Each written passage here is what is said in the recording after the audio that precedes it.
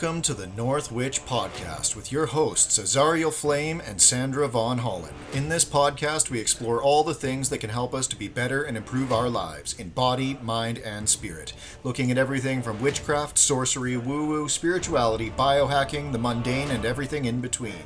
We occasionally have on guests from various backgrounds, practices, and philosophies.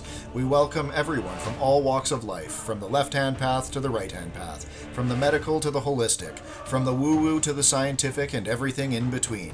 We have conversations and discussions about our experiences over the years, what works for us, what hasn't worked, and explore new theories and science, trying them out, seeing what works, and debunking what doesn't.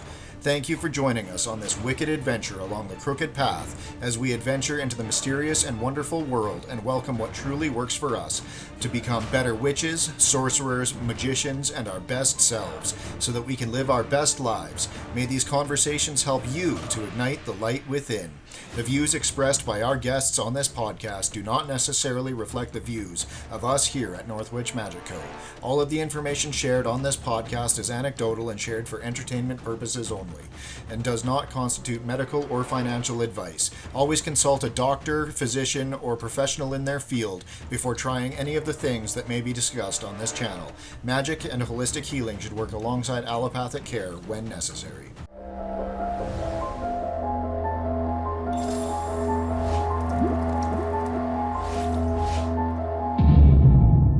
Hi, everybody, and welcome back to another exciting episode of the North Witch Podcast. On today's episode, we have Taylor Ellwood, who has written a lovely new book called Walking with Elemental Spirits, and you should definitely check it out because it is fantastic. So, how's it going today, Taylor? It's going great. And thank you for having me on the show. Really happy to be here. Really happy to get this opportunity to talk about the new book and also share space with both of you. Yeah, fantastic. We're happy that you decided to come on, and we're really even more happy that we got to read your book because it is absolutely great.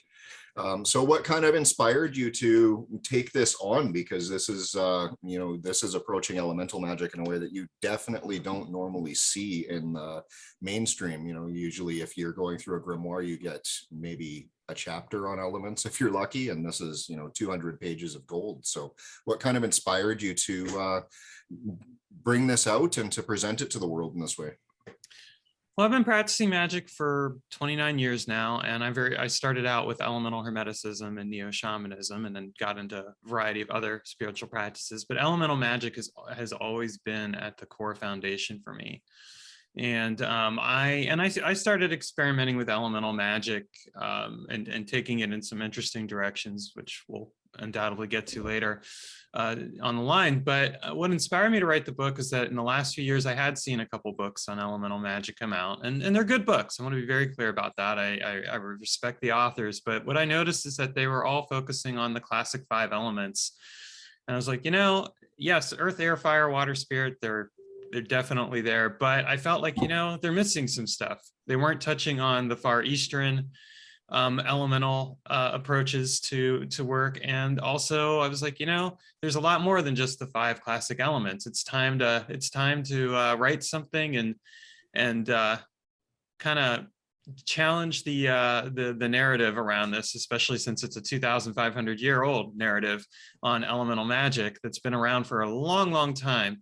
And some people would say, well, Taylor, if it ain't broke, why fix it? But my answer to that would be challenge what you know to discover what you can learn. And that's a big part of why I decided to write it, was to share the work and experiments. It just felt like the right time. That's awesome.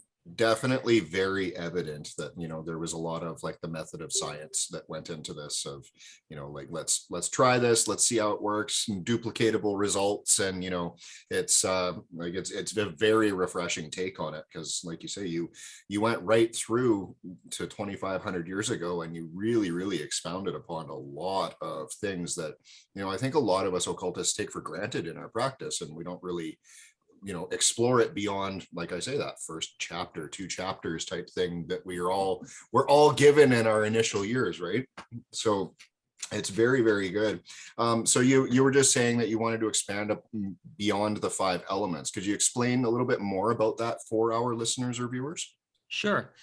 So with classic elemental theory, you have earth, air, fire, water, and spirit. And this was, originally written about by a Greek fellow by the name of, I'm going to butcher his name, Empoclades or something like that. I probably got the name wrong, but and it was probably even before then being talked about, because Greece was an oral culture originally. So if you think about that, this has been around for a very, very long time. And the one thing that stood out to me about it is that it hasn't changed in all that time. I mean, when you crack open a book about elemental magic or that chapter or two, it's always earth, air, fire, water, and spirit. And I thought to myself, there's got to be more to this than that. And back in 2004 was when I first started to really crack this and go in a different direction. I come up with a ritual I called the elemental balancing ritual, where you work with an elemental force for a year to bring balance to your life. The first year I worked with water. The second year, I was like, I need to work with my voice. I want to be more assertive. I want to be more vocal. And the interesting thing about it is, it was like, well, I could work with air, but air didn't feel right.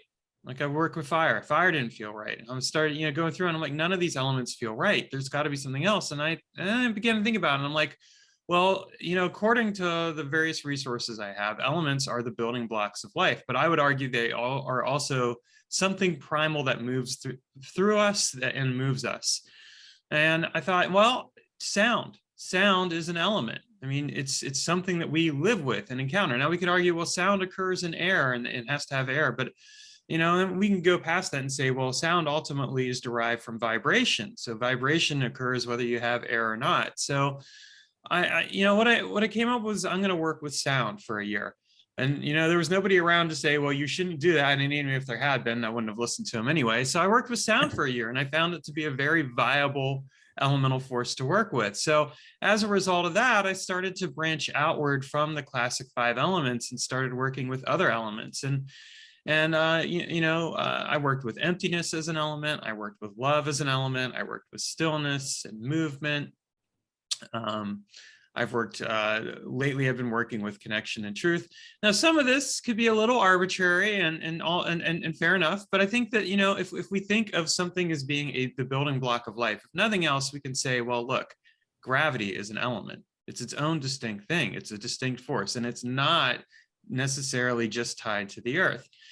We can say magnetism, electricity, other things. So that, there are these very primal forces. So, you don't even have to go in the direction that I went in with it, but I think it's worthwhile to pay attention to the fact that we have very real physical forces that we deal with that, if nothing else, should be added to the elements. And then if you want to add stuff like stillness and movement and love and emptiness and stuff like that, well, I don't see anything wrong with that either, but it's up to you. Great perspective. So cool. Just digging deeper, going beyond, right? It's so, you did a great job bringing that out, I think. Well, thank you. I really appreciate it. Yeah, I just thought it was time to challenge that and get it out there. And I've been working on it for a long time. So it was like, all right, I've seen these other books out there. Nobody else is doing this. It's time to, bust this narrative wide open. And again, I mean, the works that I read and researched, and there's an extensive bibliography, are excellent works. I mean, they have some great exercises and things in them. So I don't want to, knock any of that. But it's just like, but at the same time, that's where they stuck with those classic 5 elements. It was like, well, that's what we've got. And it's like, well, but there's more. You just have to be willing to challenge that narrative. And we don't have to stick with something because it's 2,500 years old. In fact, we shouldn't stick with something because it's that old. We should dust it off and be like, well, it's time for a change. Absolutely. I mean, we wouldn't Change do that and growth, right? Like, grow beyond that. We wouldn't do that with anything else. Like, I mean, we definitely moved past the chariot, right? And thank God we have cars now. So you can always, push that, which is very evident that you did here. One of the things that really stood out to me that you definitely don't see in a lot of works is your association of using the Latinized vowels as connections to the 5 elements.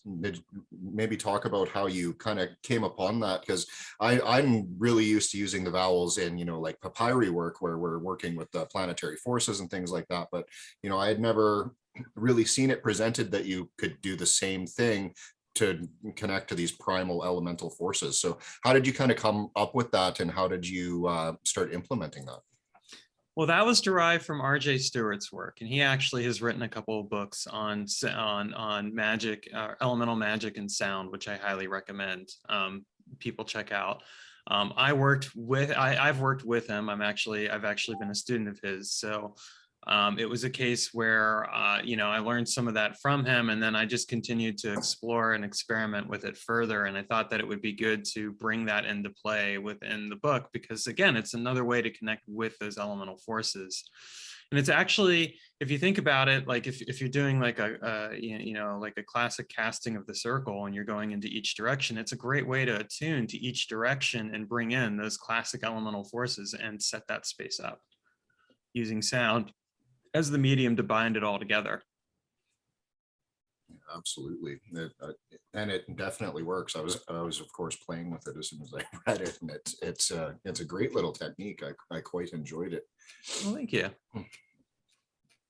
So you also talk about the difference between kind of nature spirits and the elementals. And I think that, when we get presented with a lot of elemental magic kind of in the beginning parts of our careers, we kind of conflate, the elementals as, they are the sylphs, or they are the undines, or the salamanders, or what have you. And you kind of break it down a little bit further than that in this book. Did you have anything you wanted to touch on with that?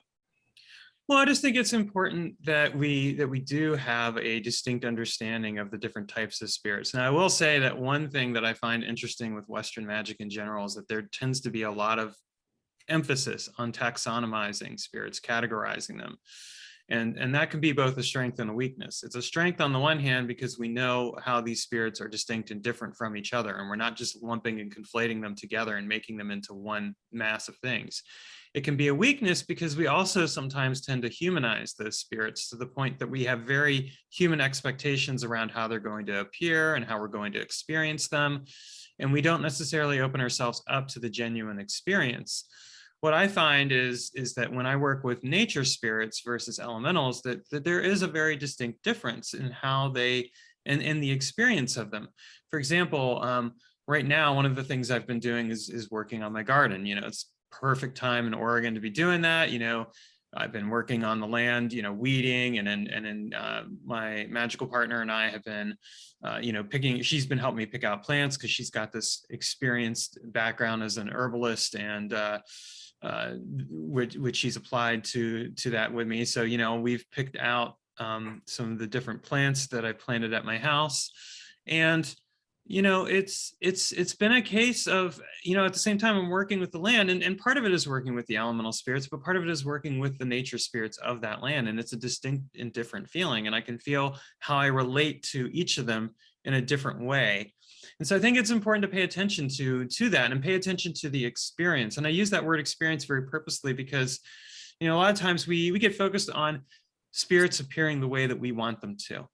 Okay, they're going to have a visual appearance. They're going to appear in some form that's vaguely anthropomorphic, and they're going to talk to us in our language. They're going to miraculously know how to speak to us in our language and everything else, But it's like, that's not really the experience that we get with spirits. A lot of times spirits show up very subtly, very in a way where it's you have to open yourself up to the experience as it is. So like if I'm working the land and I suddenly notice, the way that the wind blows across the grass or blows across the plants, I might pay attention to that and like, what is happening with that wind? Now, some people would say, well, aren't you reading too much into that? Maybe, maybe not.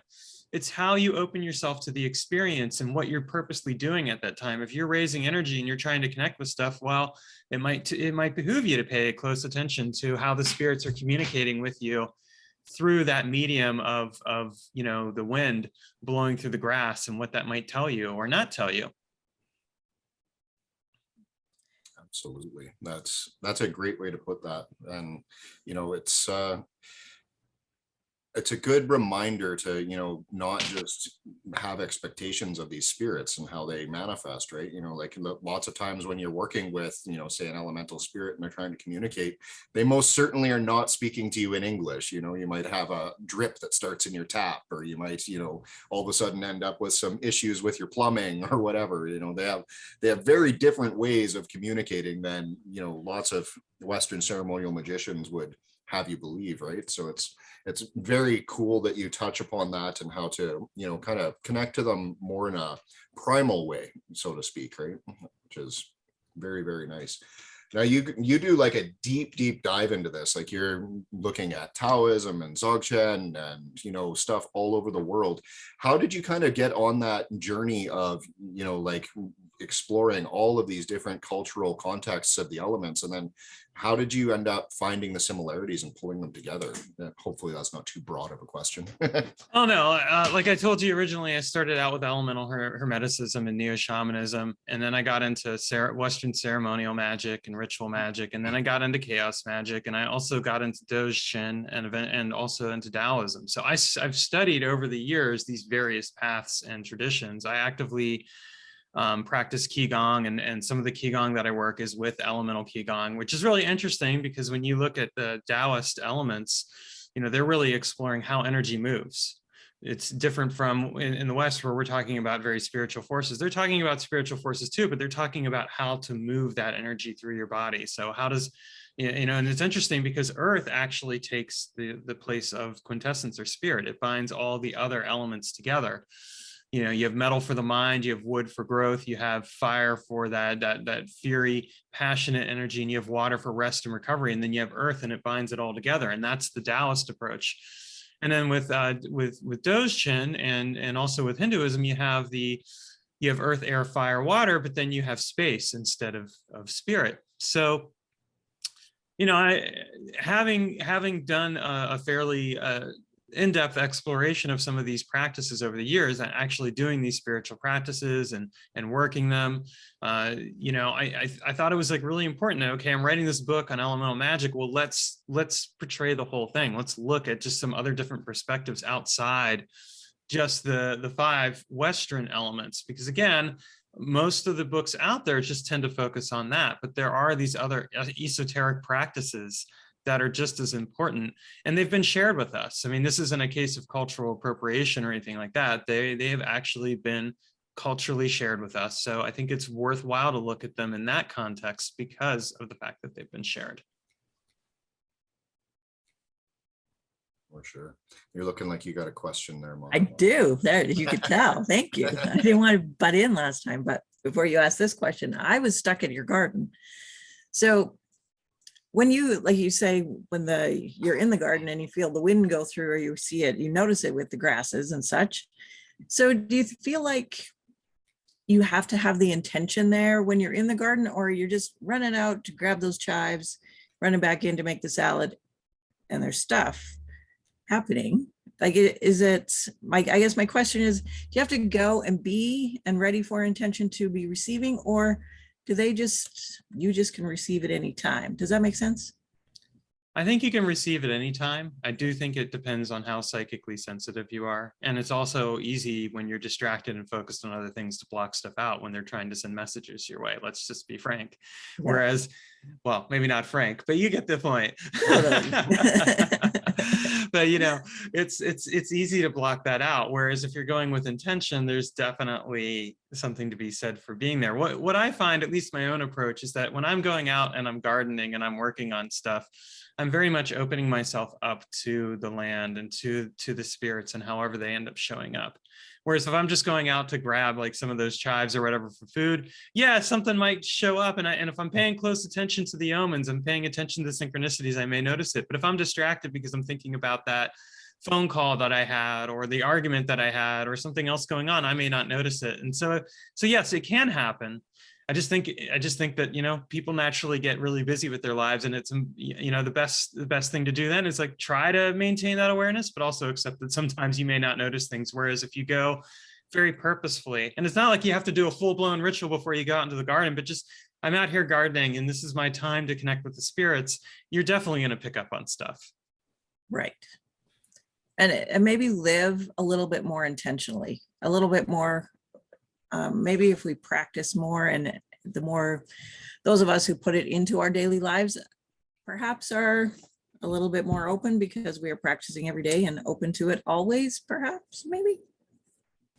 Yeah, maybe. I think so. You know, if you're practicing every day, you're definitely going to be more open to it. I certainly have been. You know, I mean, I do daily magical work I do magical work during my lunch break and when I'm at work.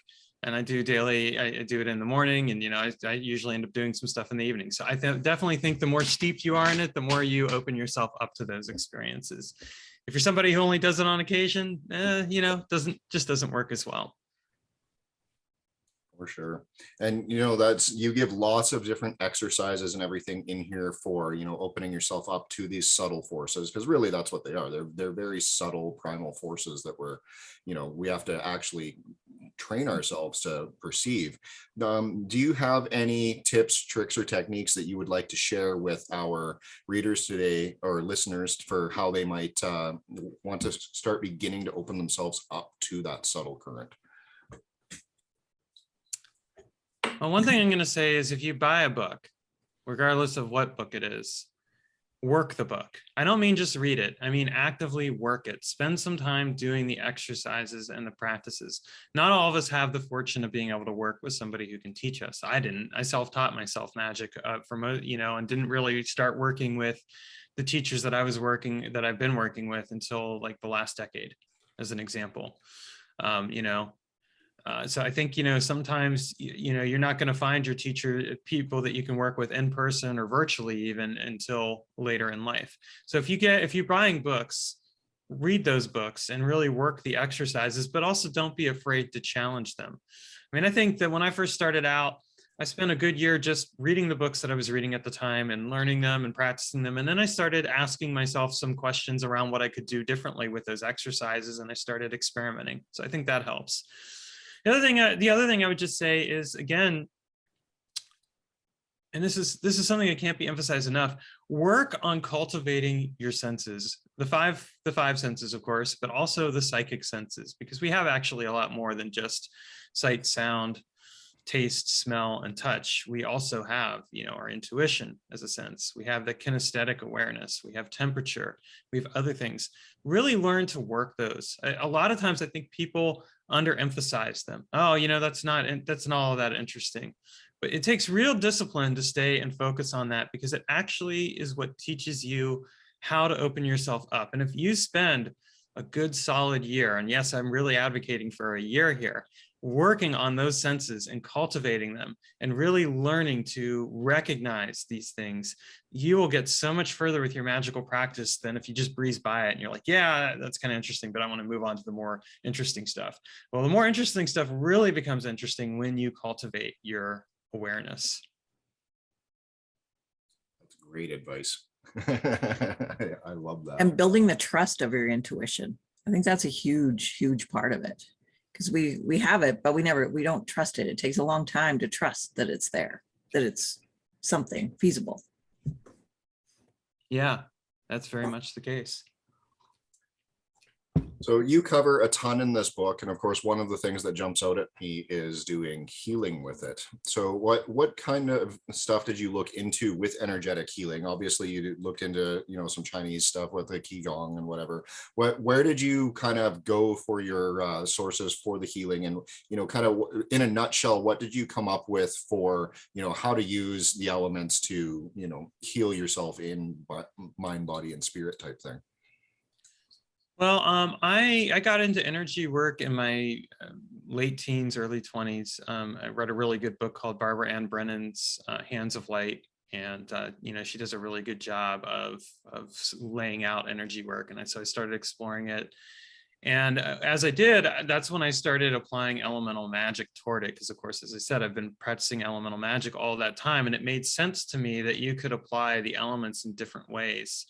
That, like, let's say you were feeling, a sense of inflammation, that you could work with the water energy to reduce some of that, work with the water element. Or if you were feeling sluggish and lethargic, you could work with the fire energy to raise your thing. So I think, if you look at a given element, and this applies to the non-traditional elements as well, you can look at how you can work them into your life for healing and for other purposes. Like, let's say magnetism. You can use magnetism for both attraction and repulsion, because magnets both attract and repel.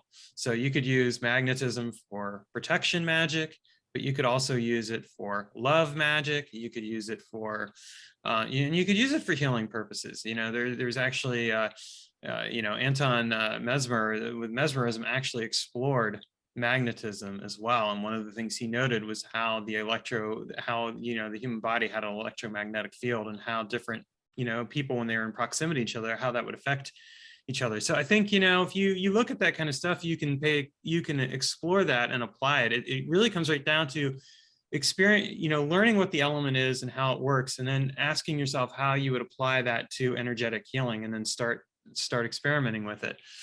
Of course, you want to do that carefully. I mean, if you're working with other people, I don't recommend doing that until you have a good, solid understanding of how you would apply it to yourself. And also keep in mind that different people have different elemental and energetic sensibilities, which may or may not play a role in that as well.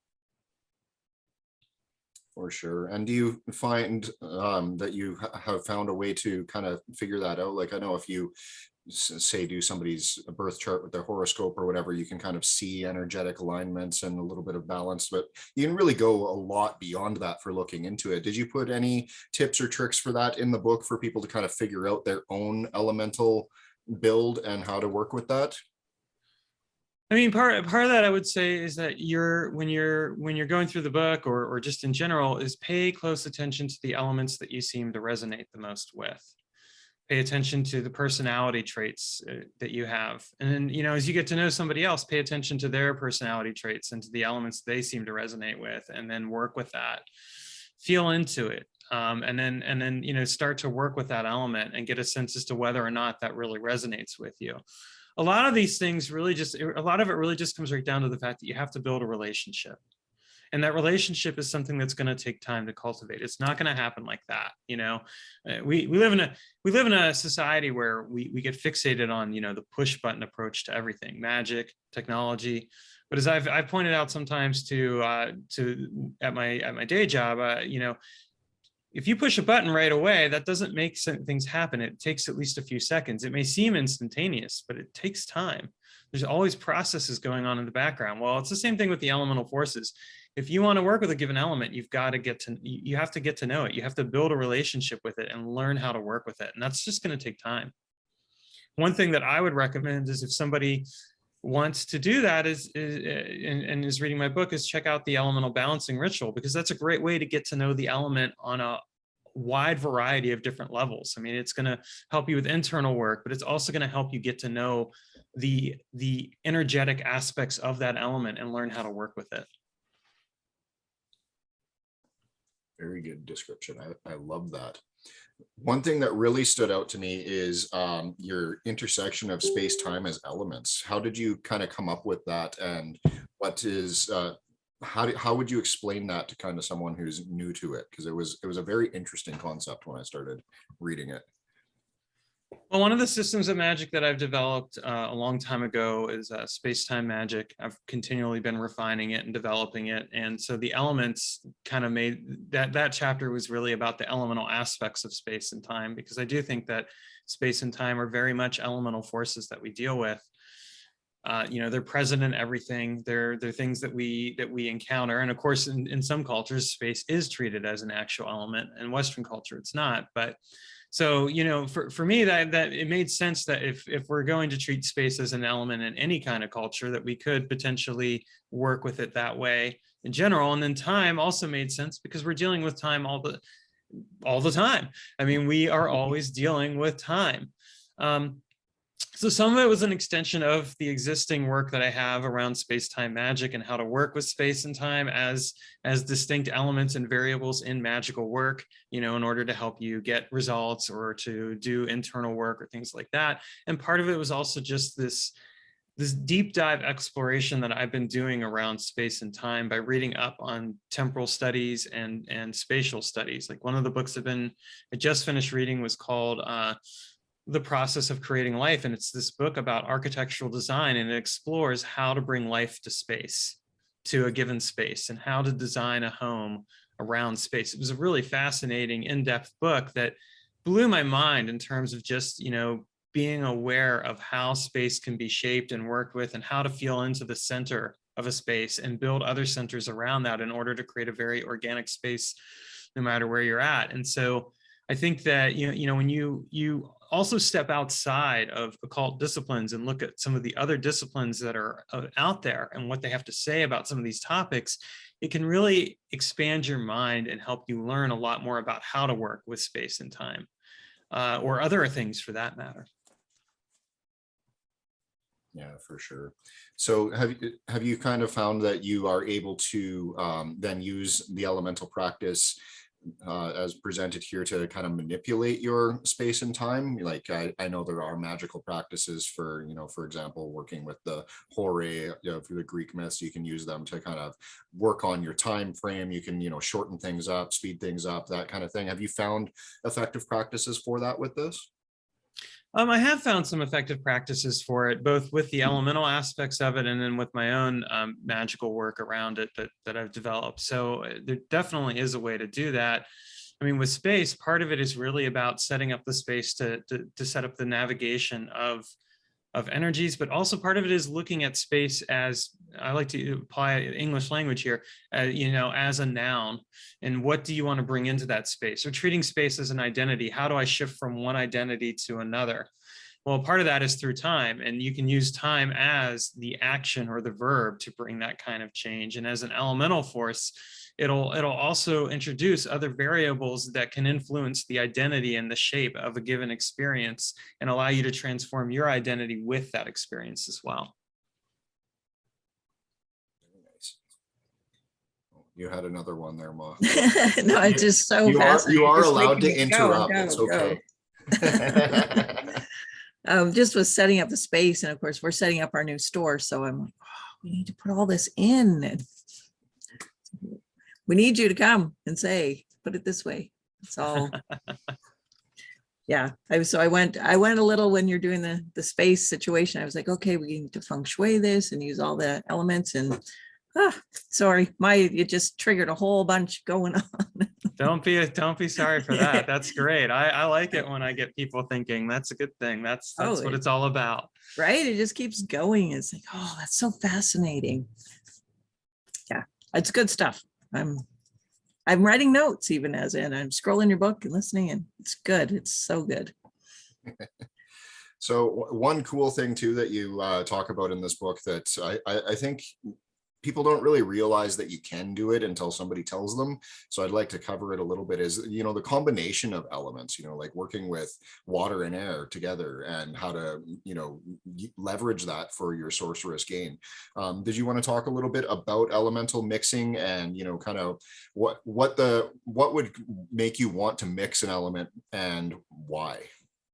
Sure. Well, you definitely can mix elements together. And I think the reason why you might is because of how those elements will work together and inform each other and how they'll strengthen a given magical work. Some people think that fire and water will automatically cancel each other out, but that's not necessarily so. You can bring them together and work with them together. One example from my book, and this is a non-classic example, is that I mixed the elements of gravity and magnetism together for a wealth magic working. So I have these two magnets that I have hung upside down on a metal bar, and then from them I have metal balls hanging down so that the gravity is grabbing those metal balls and the magnetism is keeping them aloft at the same time, and it creates this attraction principle that I use for wealth magic, where the idea is really to help attract and draw in opportunities and for wealth, book sales, stock investments, all that other stuff. And I use that as a way to help me do that kind of thing. And it's using those elemental forces and my understanding of those elemental forces. So that's an example right there. You could combine the classic elements in the same way. So it's really just a matter of, again, developing that relationship and thinking, how would I apply these together?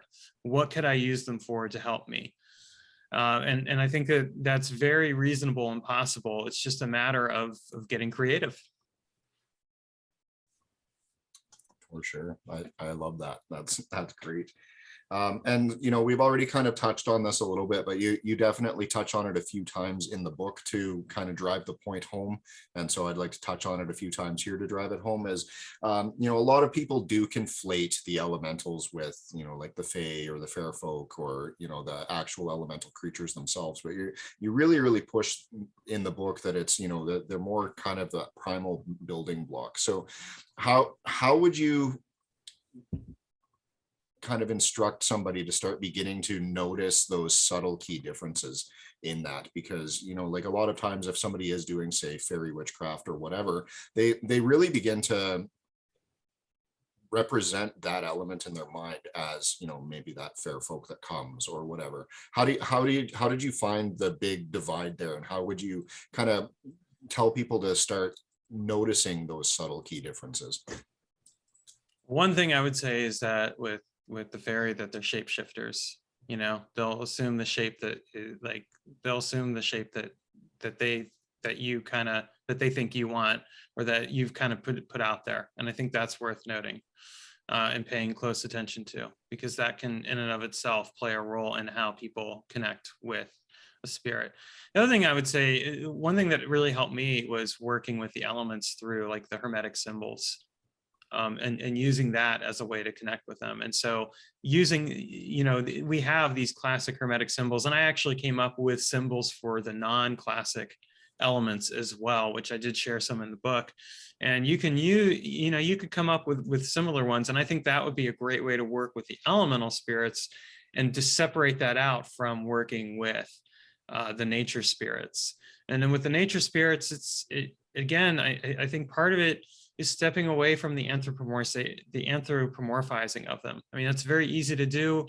We do it with all kinds of spirits, but I think it's worthwhile to step away from that and open yourself to the experience. And part of that, again, goes back to cultivating those senses, cultivating that awareness. There's a couple of really good books by David Abram that I would really recommend reading. Let me go get them real quick, because then that way I can just read the things in that way. Yeah, they're in the bibliography, but I'll read them out loud.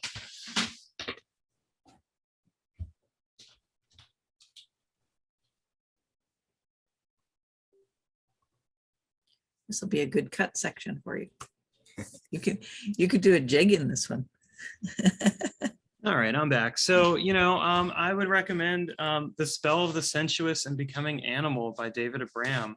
These are really good books. You're probably not going to really be able to see them with the light, but they're really good books to read because they explore this concept of experiential awareness with spirits, and they show how we have divorced ourselves from that because of language and because of our need to anthropomorphize spirits. And so I think, and I've spoken about that in some of my other works, like my book, Walking with Spirits, which is the book that came before the Walking with Elements. I actually talked about that quite a bit.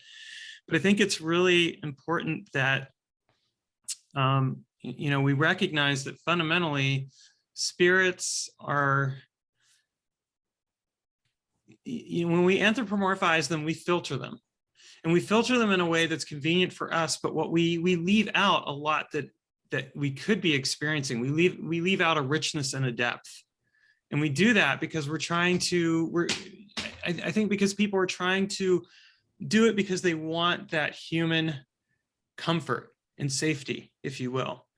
But sometimes you have to put yourself out there and be willing to meet them on their terms and on their turf. And I think that if you applied that, like with the nature spirits and stuff, they might not appear as, you know, the you know, the classic fairy forms that you expect, but they'll still nonetheless appear in a way that is meaningful and rich, and might actually lead you to a deeper relationship with them. And at the same time, make that distinction even more apparent between how they show up and how the elemental forces show up.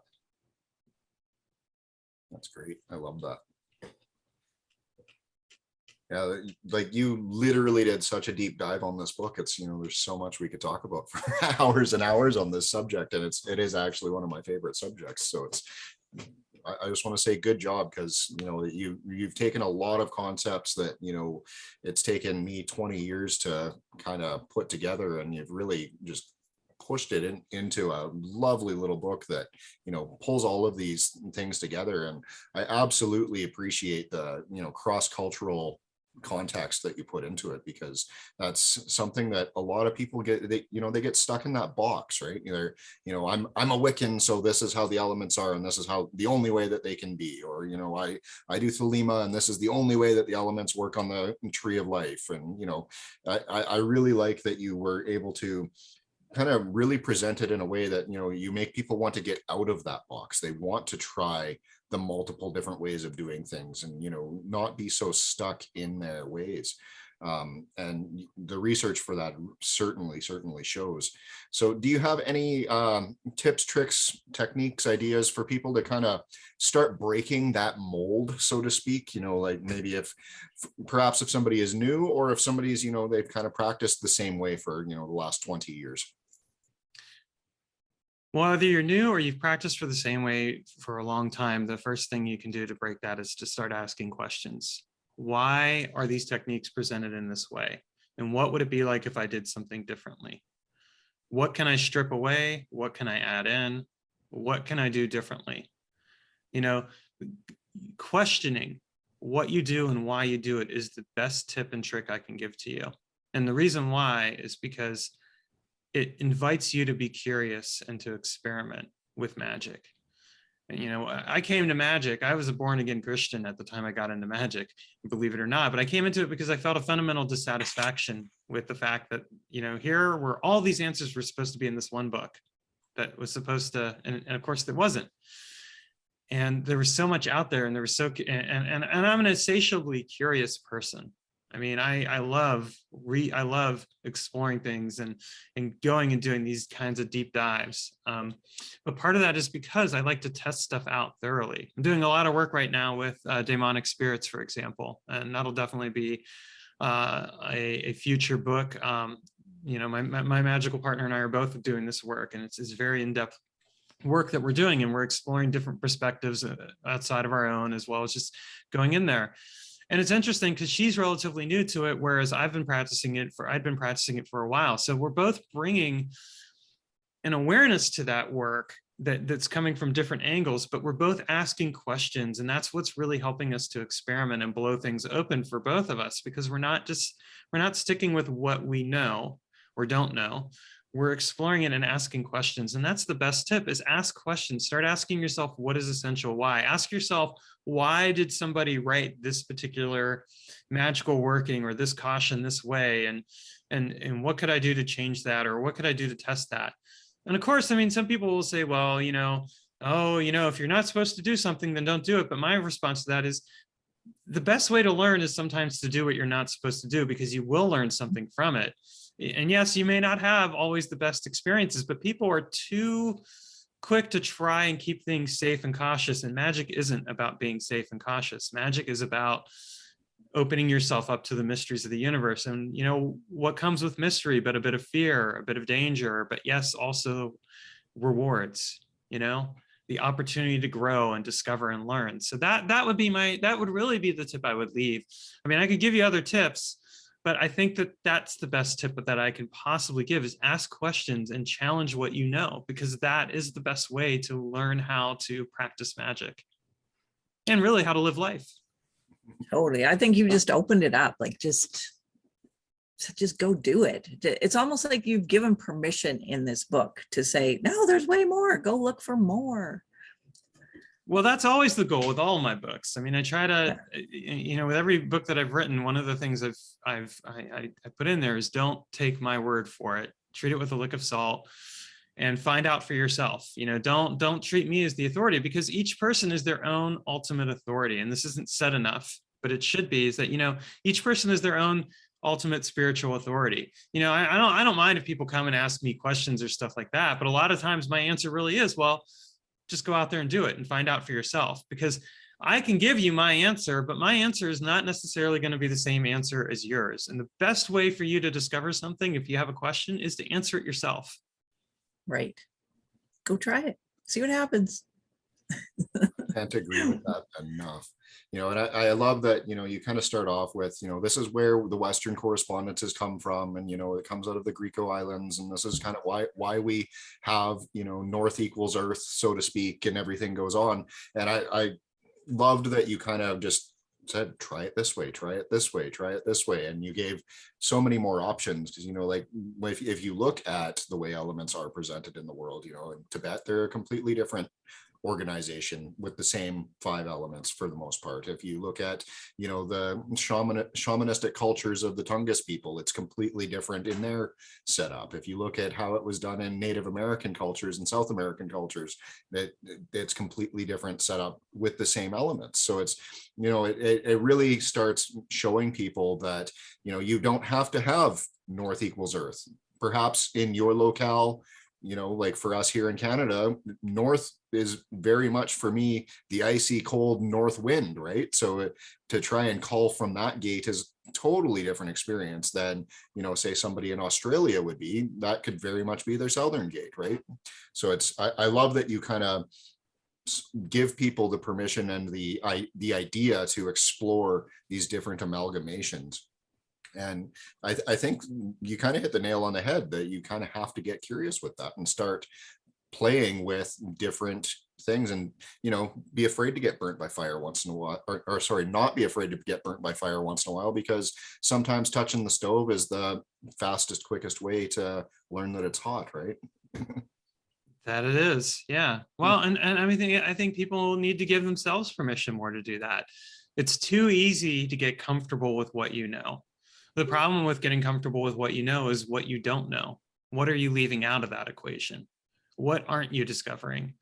And I mean, I would say that a lot of the available books out there on magic stick with what is known because it's easy and hey, it's a great way to sell books and all that other stuff. And I mean, but we have to be willing to go beyond that. We need to go more in depth and have more advanced work and have explorations of things like this and break stuff open. We need for magic to evolve. It needs to stay relevant. When we're sticking with stuff because it's been there for 2,500 years and it works, well, okay, that's great, but why? Why are we doing that? There is so much more. And I mean, I really hope that if anything, that what this book will inspire is other people to go out there and push the elemental magic stuff into even further directions. I mean, I know I have a project in mind for down the line that I want to work on as a result of a question that somebody asked that I was like, oh, that's a really cool question. I'm going to have to work on that project, and work on that idea and see what comes of it. So I think, it's when people ask questions and explore things and challenge what's known that we really begin to discover where we can take things. And I'm not saying that we should discard everything that's come before, because if anything, you have to have a grounding in what came before. I mean, you've read the book, it's very well researched. Well, why is that? Because I have that grounding, both in practice and in doing the research. And so that's why I could take it in the directions that it went. If somebody's just starting out, they're not going to be able to take it in those directions because they don't know what they don't know. And if you don't already have a base knowledge, it's going to be hard. So you have to respect the knowledge and respect what has already been there, but you can also challenge that. And there's nothing wrong with challenging something and still respecting it. If anything, I think it's the highest form of respect. Absolutely. And kind of, taking the method of modern science, right? Like we know that things are the way that they are, but we're always pushing the envelope. We're always trying to, figure out the next new discovery. And I don't think that there's any reason to not treat magic the same. Like we know how disease and virology works because of things that were done, 100 years ago, but we're still developing new things. We're developing new vaccines. We're developing AI to fix people who've had strokes in their brain.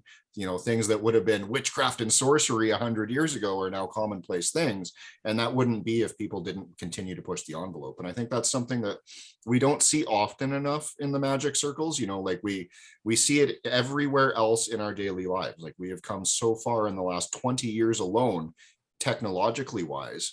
Why wouldn't we want to do the same with magic, and why wouldn't we want to push that envelope? And like you say, that doesn't mean that we're not respecting the things that came before. We're just expounding upon them and doing deeper dives. So I really respect that approach with this. And it was like I say, this is a really refreshing read. You presented so many ideas so concisely. I can't recommend this book enough for anybody that is either both seasoned or new, because you've really hit both sides of that. And it's, very, very nice, but it's a nice thing to see. Well, thank you. I'm really deeply honored by that. I'm glad that that you've enjoyed it. Definitely check out some of my other books if you've enjoyed it, because I think you'll find Absolutely. I didn't realize there was such a library of you. So that's incredible. And obviously more to come out. So.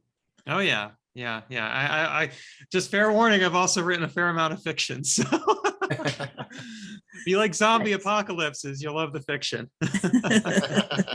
That's awesome. That's awesome. I'm just seeing here at the end here, it says that working with to put it with a periodic table of elements, that's an interesting concept.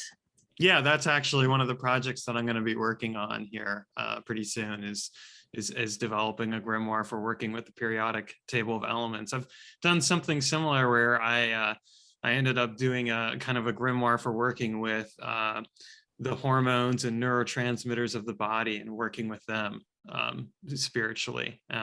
So I'm going to do the same thing with that and see where it takes me. I look forward to that. I love it. It's so up my alley to, jump out of that box, that it like I say, it was a really refreshing take, because you don't often see this in modern occultism. People are, they're stuck in the same 100 books that we've all used for the last 25, 30, 40 years. And things just don't seem to be moving the way that any other aspect of worldly life does. And it's so awesome to see somebody taking this and going, hey, no, like let's push this. What is that? We know that this is the base. What's beyond that? And I love that there's that push there.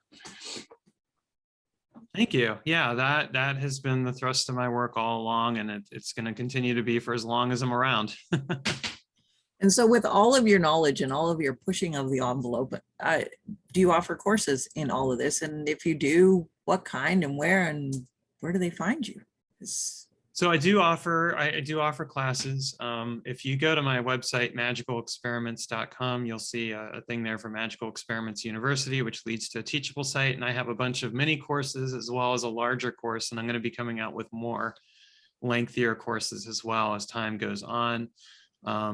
And then I'm also going to be teaching through the Blackthorn School. I'm going to be teaching a class on the inner alchemy of wintering, which is really just about how to recover from spiritual burnout. That was another book that came out earlier this year, where I talked about that particular topic again, because nobody's really written about that, and it's something that needs to be addressed. So you can definitely check out classes there. And then of course you can also find all my magical books on my website, or going to various sites as well. And I definitely recommend that if you're, wanting to step outside the box, you'll definitely get that. I love that you have stepped way outside the box and you've kind of blown it open. So love it. But at the same time, like you say, you still have that full respect for, the original knowledge and systems, and it's very apparent that absolutely that is a foundation is there, foundational stepping stone. Yeah, you can't experiment without having that foundation there. That's the thing. I would say that's one of the critical weaknesses of chaos magic. And I don't identify as a chaos magician. Some people identify me as that, but I don't. But it's one of the critical weaknesses, where it's like, oh, okay, well, we're just going to go and do anything, but we don't necessarily have the grounding.